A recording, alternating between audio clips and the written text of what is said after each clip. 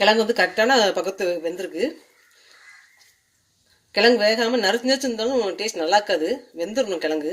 குறைவாக இருந்தால் கூட பிரச்சனை கிடையாது. ஆனால் வந்து வேகாமல் மட்டும் இருக்கக்கூடாது. வேகாமல் இருந்தால் நம்ம புளி ஊற்றினாலும் லெமன் புளிஞ்சிட்டாலுமே அந்த அரிப்பு வந்து நமக்கு போகாது.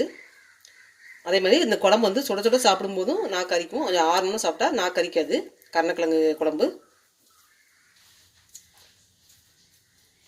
இப்படி தோலை உரிச்சிக்க வேண்டியதான்.